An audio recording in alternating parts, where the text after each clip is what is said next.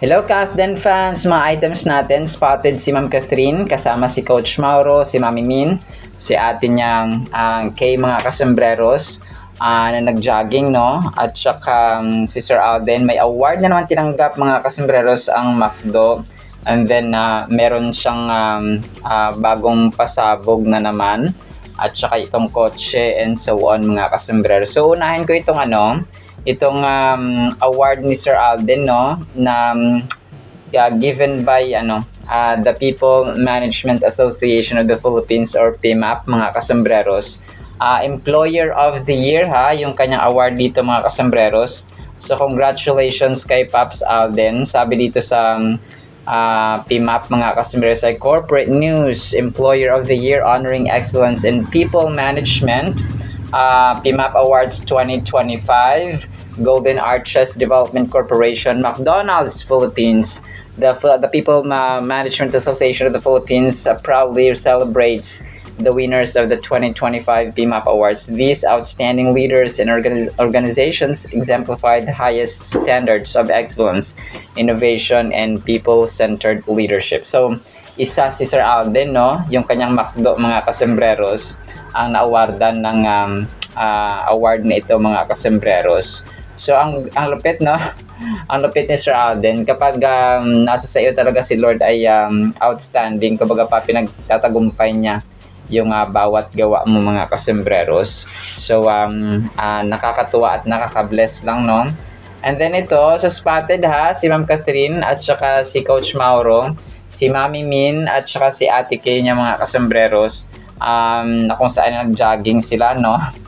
Black and white ang color of the week yata ng kasembreros kasi twinning sila, no. Black, white mga kasembreros ang color of, parang ito yung parang shades pala ng kanilang mga damit at OOTD mga kasembreros. So meron talaga silang pattern mga kasembreros, no. So nagulat ako kasi nag-jogging ulit siya Ma'am Catherine mga kasembreros kasi di ba bihira na siyang nagja-jogging din mga kasembreros. So ang cute lang mga kasembreros, no. Si Ma'am Catherine of course dito ayan naka-white shoes, no. Mahilig sila sa white shoes, no, ni Sir Alden. Pareho silang mahilig sa white shoes mga kasembreros. So napansin ko lang kasi si Sir Alden ever since ay white shoes talaga siya mga kasembreros. Talagang aminado siya na parang nalilinisan siya, parang malinis tingnan kapag white shoes ka parati mga kasembreros. So si Ma'am Catherine ay parang nahawaan rin, no. Kasi dun sa may Eduk Circle, white shoes din yung suot niya. Dun sa may Hello Love Again na promo sa pinakaunang press ko ng Hello Love Again ay white shoes din yung kanyang suot mga kasembreros, no. So parang nagkakatugma na sila nagkakatugma na talaga sila dito. So nagulat ako dito kasi si Ate Tin niya pala ito, hindi si Ate Kim yung kasama niya. Tapos si Baby QQ ay kasama rin sa jogging mga kasembreros. Nagulat ako na si Keo na ay kasama din sa jogging mga kasembreros. Kinikiliti ni Ma'am Catherine mga kasembreros, no. So ang cute lang, no, ang cute ng tingnan mga kasembreros. So si Mami Min din dito ayan, no. Dito may kasama din siya, magkasama sila ni Tin mga kasembreros. Ang lapit ng Kathden mga kasembreros kasi na-recognize na yun si Ma'am Catherine na pinakabatang may wax figure ng Madame Tussauds mga kasembreros. So yun ang naisip ko nung nakaraan na siya yung pinakabata mga kasembreros, no. Sa hanay ng mga Pilipino na pinagawan ng wax figure mga kasembreros. So grabe ang awards ng ng Kathden, kaliwat kanan talagang dalawa sila ay nagtatagumpay sa kani-kaniyang fields mga kasembreros or sa kanya-kanya mga projects. So grabe, talagang kaliwat kanan yung kanilang awards and recognitions mga kasembreros. So si Ma'am Catherine nga ay nag-reply, no, sa isang post na dito na na-recognize siya na pinakabata. Sabi niya thank you, no, sabing ganun mga kasembreros, tapos may aso. And nakakatuwa lang, no, nakaka-bless mga kasembreros, no, ang buhay ng Kathden mga kasembreros. And then ito, so kahapon, ito na yung, unahin ko na lang. So ito mga kasembreros, no, may picture dito si Sir Alden nung bagong kotse, no, na ito na yata yung kanyang bibilhin mga kasembreros.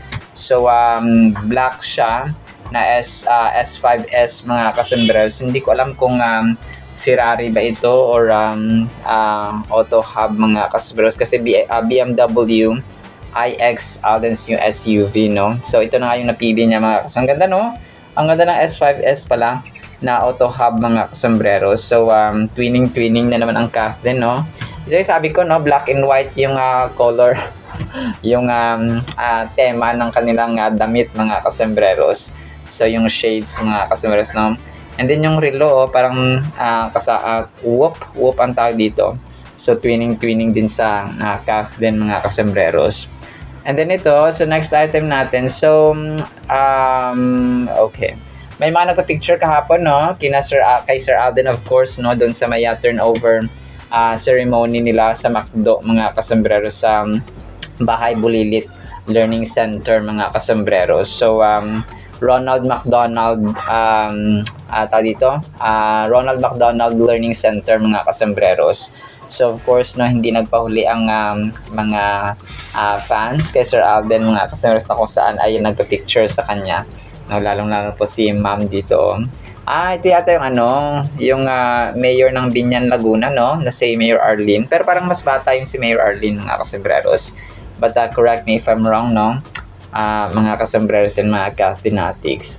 And then ito, so kahapon, ito yung parang parang video, no, short video mga kasembreros, na kung saan si Sir Alden ay nakaupo kasama ng mga VIP sa pinakaharap mga kasembreros ng upuan or linya ng upuan mga kasembreros.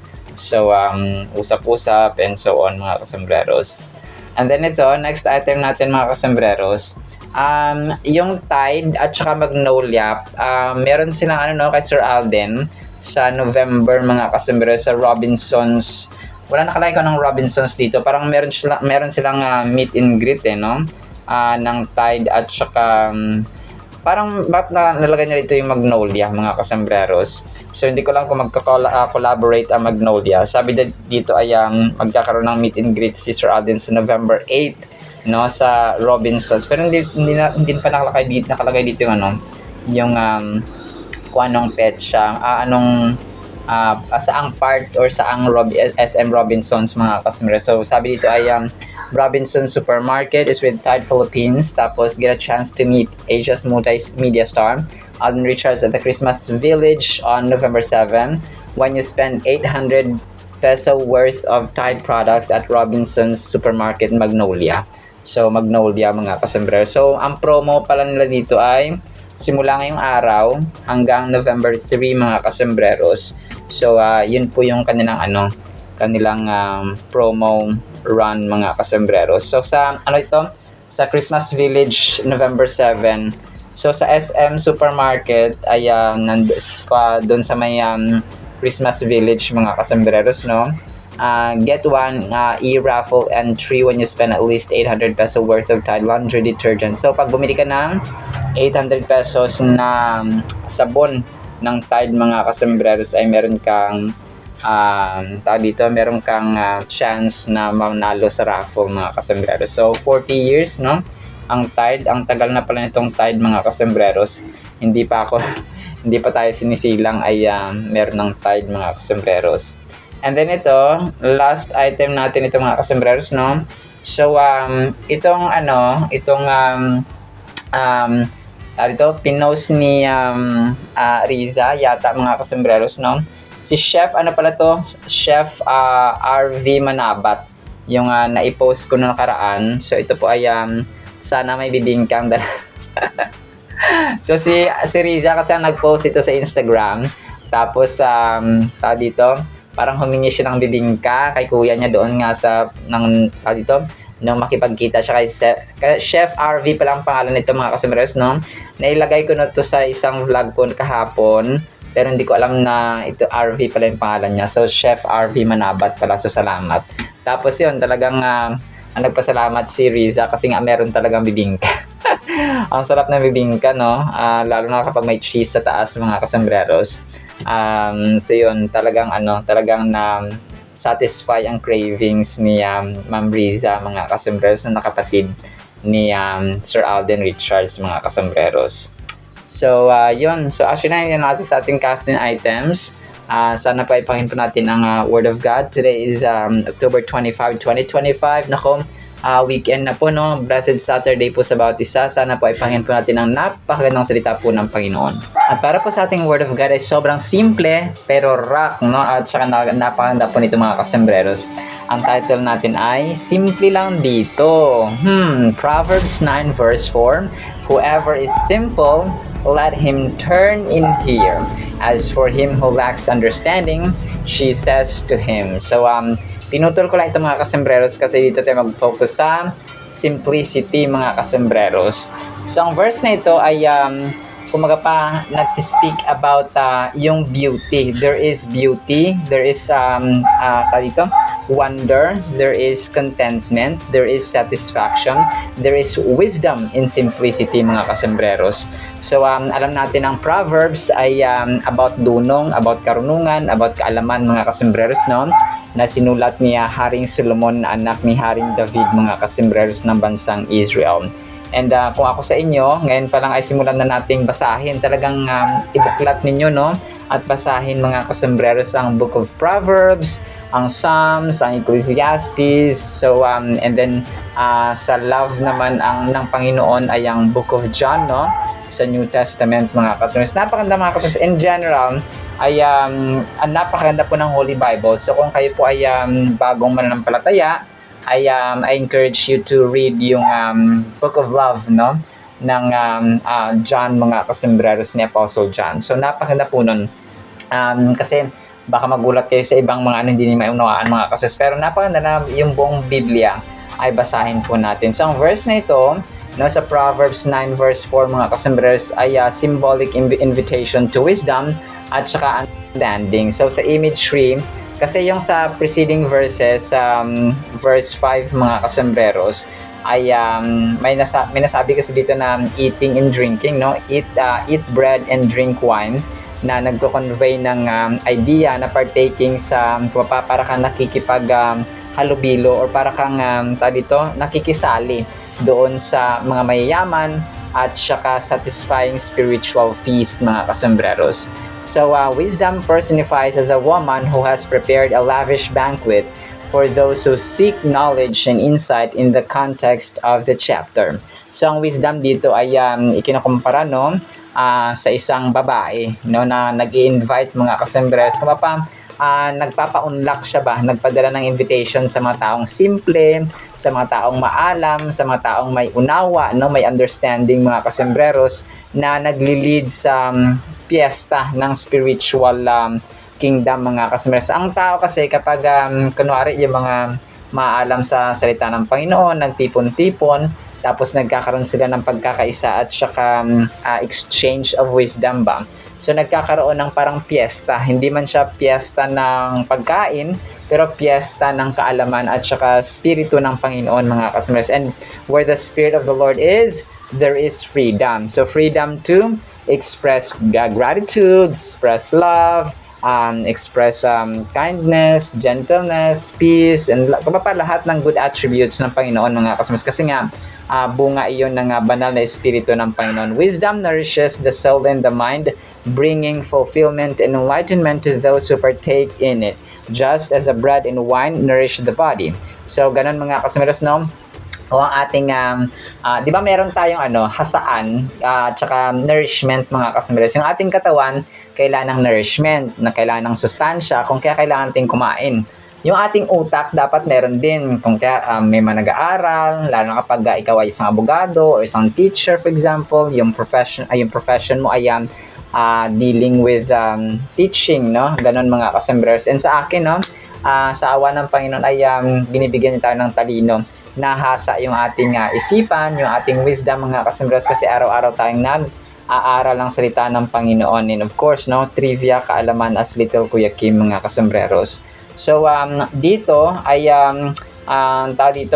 nananourish yung ating mental aspect. So, yung ating physical aspect, nananourish siya through food, no, physical foods, mga kasembreros. Yung ating isipan din ng ating utak mga kasmres ay nahasa, kumbaga pa na-sharpen siya at na-nourish na sa pamagitan po ng pagbabasa at pag-aaral ng salita ng Panginoon.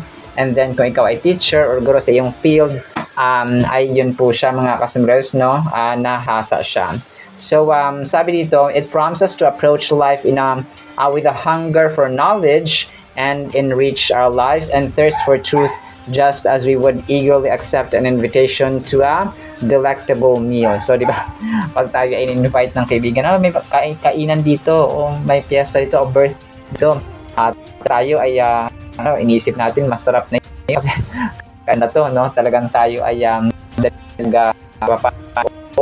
kapag, ganun mga kapatid. Sa ating buhay spiritual, dapat ganun din, at pag magbasa, ang mag-aral, and then kailangan maging uhaw tayo at siya gutom mga kasembres sa wisdom. So, ang tao madali naloloko talaga, no?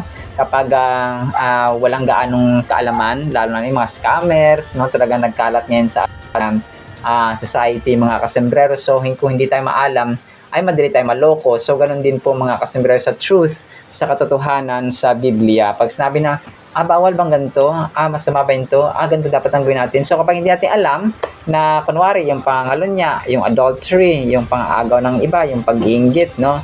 Yung pagiging prideful, yung kawalan ng panahon sa pagbibiblia at saka sa panalangin, so kasalanan pala yung mayon. So, kung hindi mo alam yon because you don't read and you don't study the Holy Bible, so go with the flow na lang kasi majority naman ay busy sa kaka-TikTok, busy sa paggawa ng vlogs, sa pag-scroll, tsaka papanood ng mga videos.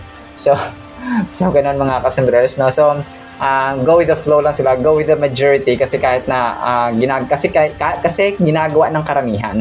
Pero hindi ibig sabihin ginagawa ng karamihan ay tama mga kasembreros, no? Kapag hindi tayo nagbabasa ng Biblia ay talagang matitempt tayo at saka masisilo tayo doon sa bitag. Mahuhuli tayo ni Satanas sa kanya mga bitag mga kasembreros na okay lang yan, TikTok ka lang dyan, napanood ka lang ng mga video sa Facebook at saka sa TikTok, okay lang yan.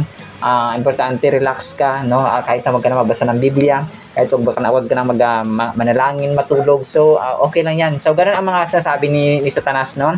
Which is nagtatagumpay ang jablo mga kasunod sa ating buhay. We can enrich our lives, make better decisions, and grow in maturity and discernment by partaking in the wisdom that is offered to us. So how will you respond to this invitation to partake in the wisdom that can enrich your spirit and mind? Will you join in the feast of knowledge and understanding that awaits you? So, ang pinaka masarap pala na piyesta ay ang piyesta ng Panginoon, no? It's not just about the foods, no? Siguro kung may pagkain sa church natin, so bonus na yun mga kasembreros. Pero ang pinakamahalaga talaga sa lahat ay yung ating kaluluwa, yung ating isipan, yung ating mind, yung ating brain mga kasembreros ay dapat ma-nourish, dapat ma-develop, dapat mahasa mga kasembreros. So yung sinasabi na whoever is simple, let him turn here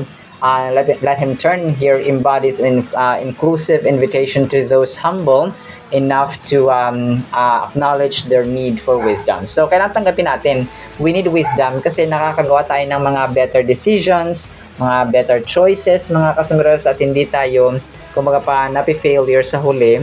Kung may failure man ay konti lang mga kasembreros, kapag the damage is not too worse mga kasembreros kapag meron po tayong wisdom. So, parang kumapa, prevention is better than cure if you have knowledge. May iwasan mo ang grabing damage, grabing lala ng sitwasyon kapag meron po tayong dunong kasi nga ginawa natin ng tama sa una pa lang. Ganon mga kasembreros ba?